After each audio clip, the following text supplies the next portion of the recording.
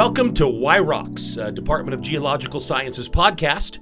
We are pleased to be joined today by Keryn Ross. Keryn, we're going to put you on the spot really quick. What is something really interesting about yourself that our listeners/viewers probably don't know? Well, I'm one of those weird people that when She's a weird person. There we go. No, they knew that. There was more. No, I think everybody knew that part. I'm one of those weird people who knew what I wanted to be when I was in second grade. You knew you wanted to be a geologist. Yep. In second grade. Tell us about that experience. Well, so I grew up in Las Vegas, Nevada, and that is a land where there's nothing covering the mountains. Okay? That is a true statement. It's really dry. They all look like they've been burned in an oven. But anyway, so I was in second grade, and I'd finished an assignment, and so I went and got a book from the library, and it was a book about a little boy, and he lived in Hawaii, and it talked about how he went to the beach, and how he went into the rainforest, and all this. And the one part I remember so well is that the volcano was erupting, Kilauea, and his parents took him to see the lava front. And it's describing the scientists on the lava front, and they're gathering samples, and they're taking temperature readings, and they're writing in their notebooks. And that whole thing, I'd never seen the ocean at that age. I'd never been on an airplane at that age. I didn't care about Hawaii itself. I thought, I want to be those scientists. I didn't even know geology was a thing. I didn't know anything about the word geology. And it wasn't until I was probably in high school that I realized that I wanted to be a geologist. I just knew I wanted to study volcanoes. Very cool. So then you came to BYU, and as I recall, you did study volcanoes. Yes. Tell us a little about your experiences at BYU as a student. So I came in and I was a freshman who knew what I wanted to be. I knew I wanted to be in geology, so I started right off the top. And I got to go to Hawaii twice. Well, there you go. Become a geology major, go to Hawaii. No kidding. It's the best. But you have to say it louder than that, or the mics won't pick it up. It's the best. There we go. Go be a geologist. Because we get to go and we get to travel around everywhere. And so I got to go out onto the volcano, finally. And I got to have that experience. And it was life-changing. It was like one of those experiences where my whole life to that point had been like going towards that experience. But I realized that there was more to geology than volcanoes. Like, volcanoes were still my passion, but there was groundwater that was fascinating growing up in a desert. I thought a lot about that type of stuff. There was geohazards, not just volcanoes, but like earthquakes, and those were cool. And so I learned about all these things. And I decided to go ahead and get my master's degree. And so I started my master's degree right after I graduated with my undergraduate. And I studied a volcano. Now, this volcano wasn't erupting currently. It's 30 million years old, which sounds really long, but it's actually very short in a geologic time sense. And it's on the border between Nevada and Utah. And this particular volcano is part of a super volcano complex. And this is the Cottonwood Wash Tuff yep. Super volcano. Yes. It's part of what's known as the Indian Peak Caldera Complex. And so it was a series of super volcanic eruptions, of which the Cottonwood Wash Tuff is one of them, about 30 million years ago. And these were on par with anything that Yellowstone can produce. So when we think about super volcanoes, we think about Yellowstone. This is that same size, only Yellowstone is active right now, and the Cottonwood Wash Tuff and that Indian Peak Caldera Complex hasn't been active for 28 million years. So no worries, if you live on the Utah-Nevada border, you're good. That nobody lives on the Utah-Nevada border. That's true. Yeah. Nobody lives out there. There's a couple of horny toads out there. Maybe, yep. Some other varmints. Rattlesnakes. Yeah. Bugs. Yeah. Lots of that type of stuff. I did see some wild horses once. That was cool. Some of those feral horses. But this volcanic eruption was so big that it has ash layer from this one volcanic eruption. And we think that it probably took less than a week to erupt. 2,000 cubic kilometers worth of stuff. So really on par with a Huckleberry Ridge Yellowstone eruption. Exactly. Ginormous. And you're working with Eric Christensen and Myron Best, I'm assuming. Yep, and they're the ones who really knew all about this. So they took me out there, and then they sent me out there by myself. That was scary. I had an assistant with me. She was my 16-year-old sister. So, but I got out there, and I was able to gather these rocks from all around this whole area, bring them back to the lab, crush them up really fine, and start to try to figure out what made this volcano tick. Because we know that it erupted several times, like it would have a huge eruption, and then you'd have about 300,000 years, and it would have another big eruption. Really big eruptions. And so why? Why was it doing that? And so what I was doing by gathering those rocks, I was studying what made the magma chamber below, what it made it tick. Did it start out as kind of mushy and then it got heated up?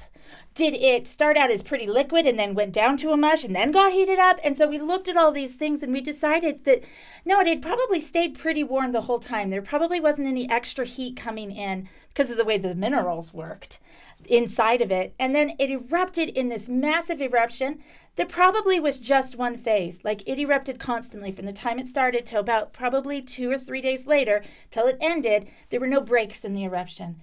And if you'd been alive 30 million years ago, that would have been cataclysmic. It would have covered the sky for probably more than 100 miles diameter, probably more, with black ash. It would have destroyed everything in its path, and it would have covered it in some places with more than 1,000 feet of ash. Wow. So pretty cool, pretty big. Luckily, we don't see these very frequently, so we don't have to be too worried about them. But they're fascinating because they tell us about how the interior of those magma chambers work. So Yellowstone, driven by a hotspot. What was the driving heat source? Isn't that cool? Because Yellowstone's right in the middle of like the continent. So you're like, where did that come from? When these were erupting, the continent, the western United States, was a little thinner because it's been spreading for the last 30 million years, 15 million years, depending on who you talk to.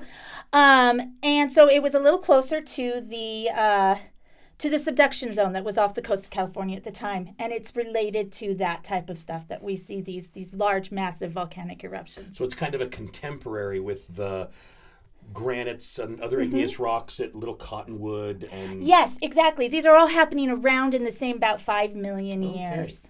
Excellent. Now, you finished your master's thesis.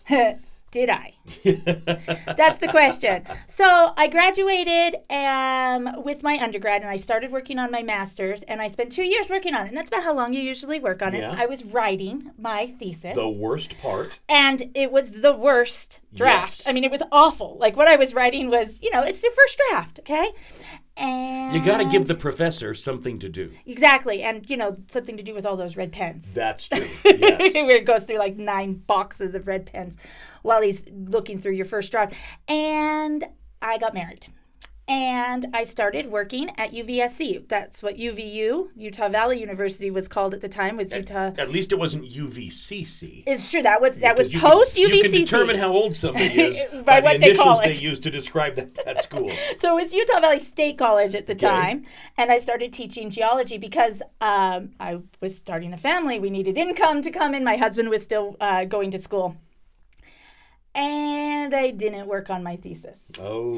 And I didn't work on my thesis. And I didn't work on and I started having babies. I'm imagining that Dr. Christensen and Dr. Best weren't real happy with that. They were not. And they would send me these gently nudging emails. Gently?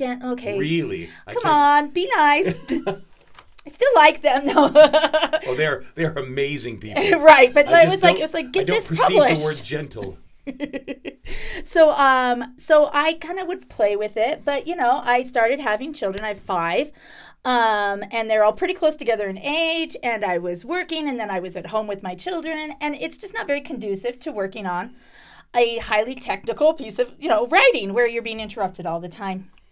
Requests for chocolate milk and juice boxes. Right, and goldfish crackers and I just fell down, kissed my boo-boo, that kind of stuff. And I loved it. I do not regret what my choices were. I wish I'd gotten it done earlier.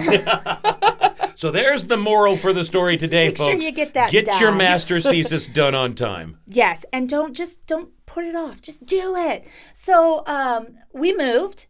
We were living in Spanish Fork in this little tiny old house that gave me nightmares because it was unreinforced masonry, which is the worst kind of house in an earthquake because there's nothing holding the bricks up. And we had Dr. Harris in here a couple of weeks ago talking about that exact thing. I literally would have nightmares. Like I would wake up in the middle of the night with nightmares It's about good this house. there aren't very many of those. Yeah. Wait. That was sarcasm. There's only like 60% of all Yes. housing in northern Utah. Yeah, that's right. Yeah. Something like that. And so we moved up to north of Orem in Linden. And while we were moving, I was sitting in my storage room packing up all of my thesis material in Spanish Fork. I was crying because I loved my thesis. I loved that part of me that was a geologist, but I hadn't had that for almost 10 years. And my husband came downstairs and he saw me sitting there with all these books around me crying. And he said, "You need to go back to school." I said, "We have a 3-year-old. I cannot go back to school." He's all, "You can in a year or so." And so we moved, got all that settled, and I started to figure out what I needed to do to come back. And as it turns out that if you leave for a period of time, it's 5 years actually, your credits expire. So I had to do the whole thing again. They don't tell you that while you're going to school. Yes.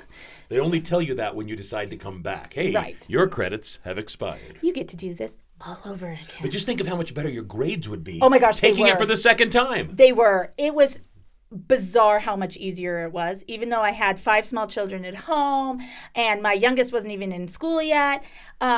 Couldn't have done it without my husband. Shout out to my husband, Bradley. He made it work. Bradley, dedicated to you. Yep. He made it possible for me to go back. So I went and took the GRE again, had to study up on all the math. That Yeah. just makes me sick to my stomach. Yes, it was not fun. But I did it, and I came back, and Dr. Best had probably retired by he then. had. Actually, he retired before I even started the Okay, first time. okay. I mean, I got him as an undergrad, but not as a grad student. But Dr. Christensen said, "Come back, let's do this." And I actually was able to do it all in 18 months. Very cool. And so I went back and I did all the classes again, and I wrote my thesis way, way better this time. Like, stars way better. And got to go present at AGU. I had a poster, and I spoke the whole 4 hours that the poster was up. Like, people were coming by and talking to me because I had a little bit of a controversial take on what was happening in the magma chamber, as opposed to what the most famous magma chamber is called, the Fish Canyon Tuff. They think that it sat there, got cold, and then got rejuvenated. We see no evidence of that of mine. And it was kind of the idea that all big magma chambers did that. And we proved that it wasn't true for mine, at least. So I don't know about other ones, but for the Cottonwood Wash Tuff, it does not seem to be true. So a lot of people wanted to come and talk to me and say, "I don't think you're right," and I'd show them my evidence. Which makes for a good day. It went by fast. Yeah. By the time we were done, though, I had no voice because I had been talking the whole 4 hours. And so then I got to come back. And this kind of segues into what my job is now. I'm an adjunct professor here in the department. And my last semester as a grad student, the second time around, we needed a 101 teacher. We had some staffing changes that were kind of unexpected. And they... Oh, come on, you can say it. Okay. The professorial faculty didn't want to teach Geology 101. Which is such a pity because it's the best It's class. the best class there is. I mean, really there is no class that is better to like really get people excited about geology. So they needed somebody to teach that. I said, sure. Because you've been teaching down at UVSC. UVSC. Yes, I had stopped when I started having all the little kids. I only did it for a little while when I had kids. But it had been 10 years since I taught. Had the best time ever. Seriously, Geology 101 is where it's at. I had such a good time teaching it. The students were amazing. And I got good enough reviews from people that they've been having me do some teaching ever since. It's been fun. Now, we'll just segue that right into our next little spot. One of the classes that they have you teach, and you teach it exclusively. Nobody else in the department teaches this class. You helped co-create this class, I believe, with one of my personal heroes, Dr. Jeff Keith, who He's the best. is amazing.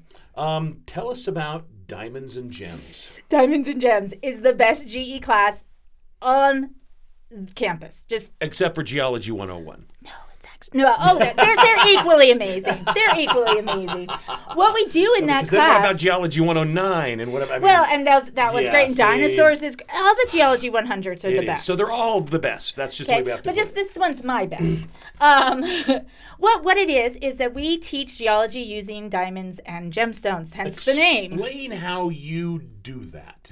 Well, what we do is diamonds and gemstones, of course, are created geologically. Okay, all of the diamonds and all of the gemstones have some kind of geologic creation story with them. Even ones, if you're talking about pearls that are created under the ocean, they have to get that calcium carbonate from somewhere. That's geology.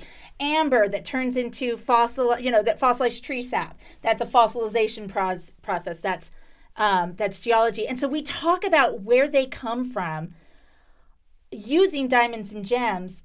And in the lab, we actually use the actual gemstones. We have 15 diamonds. We have more than, I think last count, we have more than 600 other gemstones. Wow. That's on paper. That's why there's a huge safe in your office. The corner of my office has this ginormous gun safe, and that's where risk management makes me keep all of my gemstones. And you are the only professor I know at this university who has a safe in their office. Yep, it takes up a lot of space. Yeah, I'm putting stickers on it, so And maybe the it'll disappear. and the combination to that safe would be Do you know the combination? This safe has 4 numbers. Really? And it is so hard for me to remember which way I start. And, Okay. and so I can't even remember it. So good luck with that. But it is awesome because we actually get to use these gemstones. The students don't use fake gemstones when in lab. They're actually using the diamonds and they're appraising the diamonds. They're telling me how much they're worth. They're doing the cut, the color, the clarity, the carat weight. They're learning what all those mean. So basically, you're making it possible for these students, some of which would be young ladies, to determine whether or not their fiance is trying to slip a fast one by them. Yes. No, it's awesome though because it makes the fiance scared to go buy something. Oh, yes, it would. And so then the fiance say, "Why don't you come with me to pick out your ring?" Yes. So he's not trying to slip off some moissanite there we go. which is totally fine. Moissanite is gorgeous. It's totally cool if that's what you're getting. Doesn't break the bank, but you got to be honest about it. Yeah, you got to be honest about it. And then the other really cool thing that we get to talk about in our Diamonds and Gems class is we talk about the ethics of luxury purchases. Nobody needs a diamond. Okay, that's not on our food, shelter, comfort, safety, all that. You can go ahead and say that again because I will force my wife to listen to this while we're driving in the car. Nobody needs a diamond, but some people deserve a diamond. She had to go there. But so the idea is that so when do you buy luxury goods? How do you responsibly buy luxury goods? And how can we make sure that the people who are providing these goods are not being exploited? So there are places where gemstones are being pulled out of the ground and the conditions are horrific. No safety. They're being forced to work or they're getting paid like $1 a day. Yeah. They're taking all the risks. They're shortening their lives because they're breathing in the dust and stuff like that. And then these diamonds or these gemstones, any gemstones, are being sold. Exactly. Being sold for millions of dollars. So who's getting that profit? Well, it's not the people putting out the risk. Rarely is. And so what we're trying to do is we're trying to kind of open the eyes of the students to think about what is the right way to consume these goods. Ethically sourced luxury. Yes, exactly. Because it's okay to want luxury. I'm actually okay with that. But we need to be doing it responsibly. So where do you buy your diamond from? Or do you make sure that it's from this place or that place? Do you buy a lab-created diamond? Well, if you do, you have to be considering most lab-created diamonds come from Russia and China. So you have to think about the human rights issues in those countries. You have to think about what the energy usage, it's hard to make a diamond on the Earth's surface. So man-made diamonds take a lot of electricity, a lot of power generation. How is that being produced? So it's not an easy answer just to say, don't buy them. That's the easy answer. We're not here for easy answers. We're here to make ourselves grow. We're looking for ways to make the world a better place.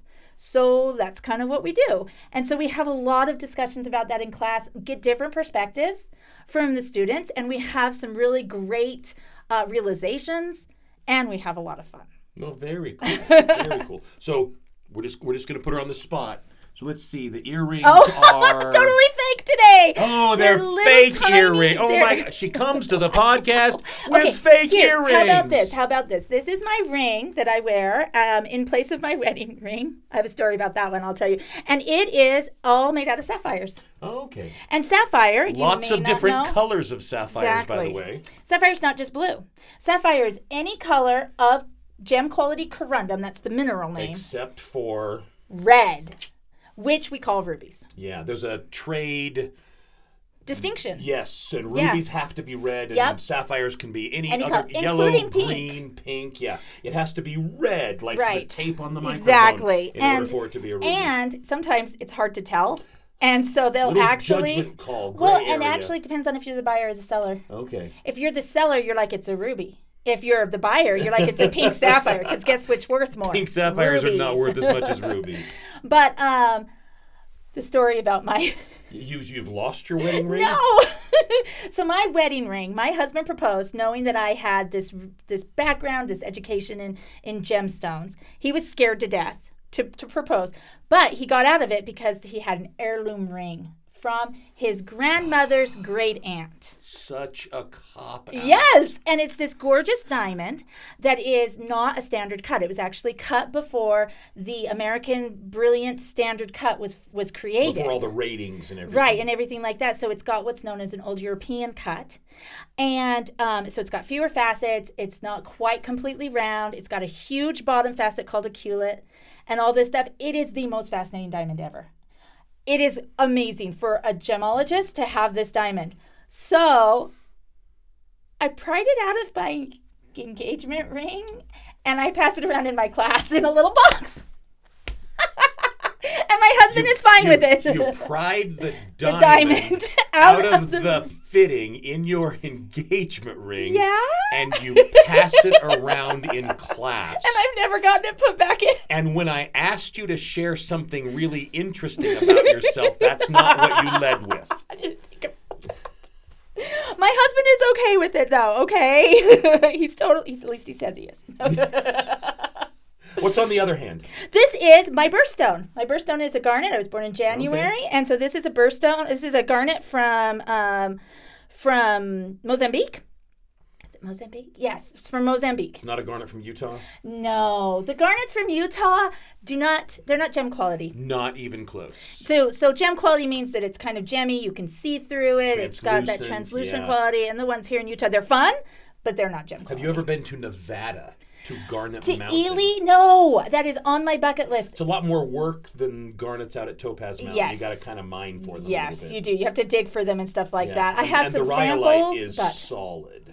right, it's not like our little rhyolite at No, Topaz, not where even, yeah. it's all punky and everything. Yeah. But yeah, so that's those are some of my Pried own the jewelry. diamond out of her engagement ring. It's the best, and though. passes it around. It shows so in many of her the principles class. we talk about in our lab. Yeah, I think you are probably the only woman I have ever met who can say what you just said. Well, there you go. That is something I should say about if She I'm weird. takes her students' education very Seriously. seriously. Yes. No stone unturned. Or left literally, alone. Literally. But yeah, so no, I love teaching about gemstones, and I love it because it's accessible to the students. I mean, most students are going to buy a piece of jewelry in their lives, whether it is for somebody else or for themselves. Or see somebody else wearing jewelry Right. that they like. Exactly. And so knowing where it comes from, knowing what some of the things are that they need to think about behind it, and then kind of nudging that towards an appreciation of the earth itself. Like just thinking about how a diamond is formed and thinking about how an emerald is formed in a completely different situation. Did you ever see, to really step off to the side of the cliff for just a second, did you ever see the movie The Core? I love that movie. What about the part Oh my where gosh, they're it's terrible. in their little submarine going through the earth, The earth? and they come across these diamonds that are like the size of the library? Yeah. So not quite. likely. Wait, Hollywood lied to us? Put aside all the idea about actually having this little submersible that can go through the solid earth, rock. yes. That is where diamonds are formed. They are formed in the subsurface. They are like in Lots of pressure. Lots of pressure, high temperatures, but not too high, because if it's too high, then they don't form. There's two places where diamonds form. Some of them will form, most of them, 99% of them, form underneath the continent. So it's called the continent, the lithospheric mantle. So it's the kind of the colder part of the mantle right beneath the continent. And then we get these eruptions of these really strange volcanic rocks. See, volcanoes. Called kimberlites. And they spew up super, super fast, like less than 2 days to go that whole distance, and they erupt out lava and breccias and stuff like that have diamonds in them. Yeah. That's where we get our diamonds. Yeah. There's one other type of diamond. It's called a sublithospheric diamond, and our subduction diamonds, and they actually form in subduction zones where the temperature and the pressure get to be the right stage, but it's much deeper. And so we're sourcing the carbon from the subduction zone. Right, from like the bottom of the ocean and stuff like that. And diamonds aren't made out of coal. No, Superman aside, you can't just take coal and squash them. Just because they're made out of carbon doesn't mean... Yeah. We'd start with graphite. Graphite, like your pencil, okay? Yes. Your pencil lead. So Superman needs to squeeze a pencil, not a piece of coal. Not quite as cool looking, though, oddly. Cool. Although when he squeezes it... And he's got to shave off all the wood. Well, and... And then when he squeezes it and it comes out and it's this already cut diamond. Yes, I love that part. Really classy. I love that part. Yeah. I mean, it's perfect. He faceted it in his hands. Which is pretty amazing if you think about it. Totally I mean, agree. wow. But anyway, these other diamonds, these sublithospheric ones, those are like the huge diamonds, like the really big, the 3,000 carat Cullinan. Baseball size. Yeah, baseball size, always perfectly colorless, always like almost no inclusions. We think they actually grow in these great big pockets of molten metal, of liquid metal. That's where we think they're growing. Wow. So if the core was right, they'd have to go through some liquid metal to find these giant, probably not the size of the library. Probably not the size of the library. And not as many books. So you mentioned diamonds that have color. What is causing some of these diamonds? Like there was a movie with Leonardo DiCaprio called Blood Diamond, which is about conflict diamonds and how tragic that whole situation is. And it was this huge pink diamond. Right. How does that happen? Why are they not colorless? So diamonds, on the whole, on average, diamonds are brown or yellow. Okay? Yeah. So the colorless diamonds. Comes to mind. Yes, exactly. Most of the diamonds that come out of that one mine in Arkansas, the only place in the United States where you can go and pay to dig, and then whatever you find you keep. And that's a kimberlite. Actually, it's a lamprolite. It's a lamprolite. Okay. But it's like a kimberlite, okay?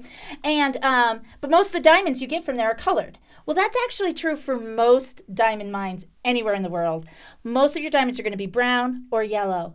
A perfect diamond that is totally colorless, has no hint of those colors, is very rare. That's why they're so expensive. But the reason why they're very rare is that a diamond that is perfectly colorless and doesn't have many inclusions and just doesn't have any gunk in it, that just doesn't really happen in nature very often. It's pretty unusual because Mother Nature's usually not real clean. Yes, Mother Nature cooks in a dirty kitchen is what I say in my class all the time. That is cooks a great in a dirty analogy. kitchen. Because she's always got other stuff. So color in diamonds can come from impurities. So if you have nitrogen impurity, really common impurity in diamonds, it's going to be yellows. Okay. Oranges sometimes, pretty rare for the oranges, but it's going to be yellow or browns. Also, that diamond, as it's rocketing up from deep within the earth, is under a lot of pressure. That pressure actually, if you have your carbon bonds like this, that pressure will actually skew them so that they are now defects. And that also gives you color. And so some of the most beautiful diamonds in the world, the pinks, the reds, the oranges, the yellows, the greens, the blues, all of those are because of defects.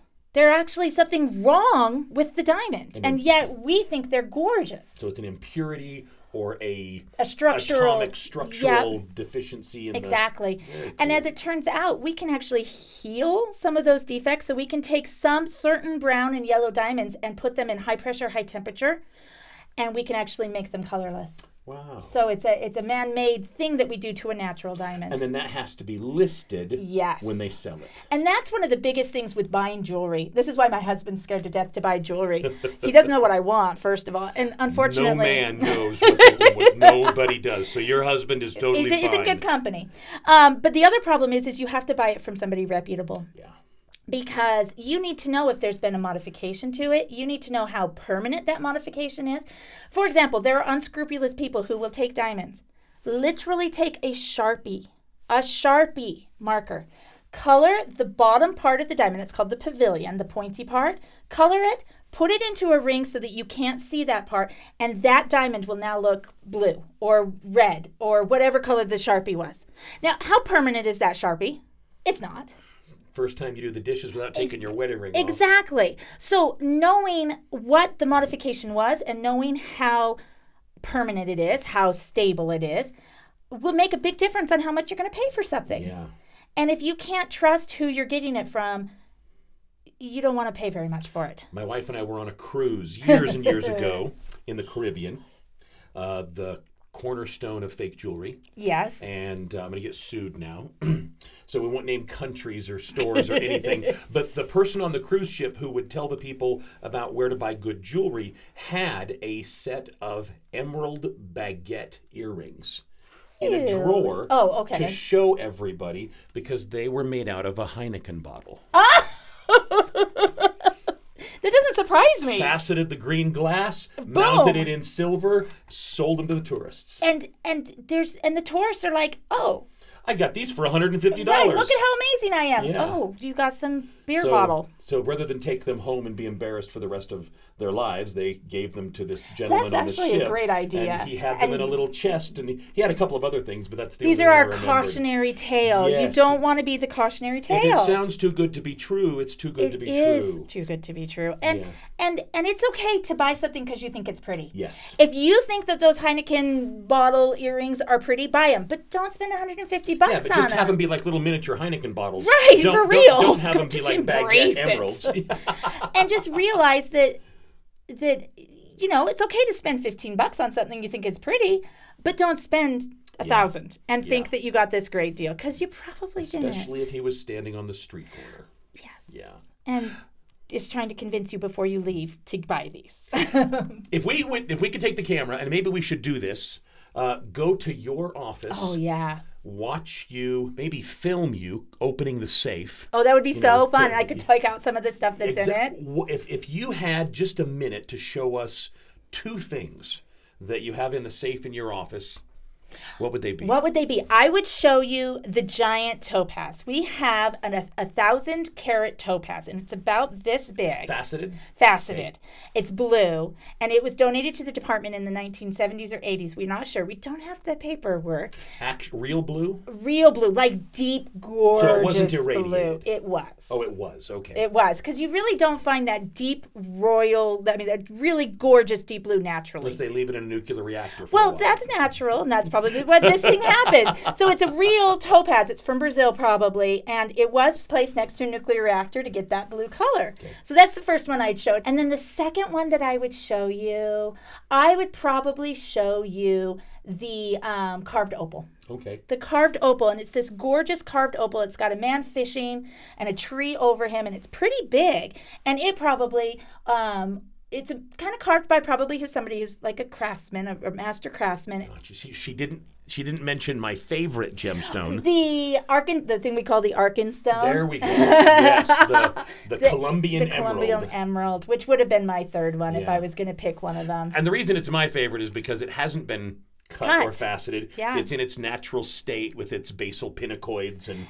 everything, and it's gorgeous, and it's sticking out of this albite and quartz, and it's got little tiny pieces of pyrite around it, fool's gold, and it's showing you the reaction, the geologic reaction from this nasty, yucky shale to this gorgeous, absolutely beautiful green, huge emerald. It just took a few million years of heat and pressure. And that's all. Yeah, that's all. We'll all become wonderful after a little bit more heat and pressure. Let's switch gears just for a second as our time is starting to tick past. You also teach Geology 109. Yes. And you also do some other things. Tell us about your planetary experiences. I teach planetary geology. That's the 109 class, and I teach it every winter. And I love it because when I was little, I everybody loves looking up at the stars and saying, oh my gosh, there's planets up there. How cool is that? I love reading about the age of exploration with the moon and NASA and things like that. And so when I was asked to teach this planetary class, I jumped at it because it is so amazing to look at the cosmos and think of how it was orchestrated to be put to where our planet is exactly where it needs to be. When you learn about the planets, you realize that the majority, that it's so amazing that we have the perfect conditions right here. We're in what's known as the Goldilocks zone. It's not too far away from the sun that all our water is frozen, but it's not too near the sun so that all of our water boiled away. We've got this tilt to our planet that allows us to have these seasons so that not one area just freezes up all the time and has all the ice in the water. Although there is Antarctica. Yes, but at least it's a little place. It's a little place on the bottom. On the bottom. And only crazy people go there. I'd love to go there someday. That's definitely something that I'd love. And that we've got the moon, and the moon protects us and helps us stay sturdier, like we don't wobble as much. Gives us our tides, which helps the ocean. Which makes it so we have these nice shallow areas that are sometimes exposed and sometimes not. Yeah, like that's where life starts. And the fact that we're in this perfect place, I mean, how likely is that? It's really hard to realize all of the different things. You look at all the other planets, Mercury, Venus, Mars, Jupiter, go out farther, and you realize that our planet could be like any of those, and it's not. But I love teaching that class because I think most people have a natural curiosity for the planets and think, oh, hey, this is a non-scary science class. I'm going to go take this class because it doesn't look scary. And then they realize that there's really nothing that scary about science, that they can actually do it. And even if they don't choose to do that as their profession, they still have that instinctive comfort with it so that they don't feel as overwhelmed when they're asked questions or asked to make decisions in like a political sense or trying to figure out what do we want to do with things. They're not as scared of it. And I think that's one of the best things about GEs is that it's broadening our experience. Yeah, so unlike yourself, I didn't know that I was going to be a geologist when I was in the second grade. I was going to be a fireman. Woohoo! We need those. And then I didn't want to be a fireman anymore, and so I took Geology 101 from an amazing professor, Dr. Ken Hogan, Roger Hogan. Getting him confused with Ken Hamlin there for a second. Roger Hogan up in Rexburg, Idaho. So I think those GE classes are so important because it exposes people to tangible science that they can understand.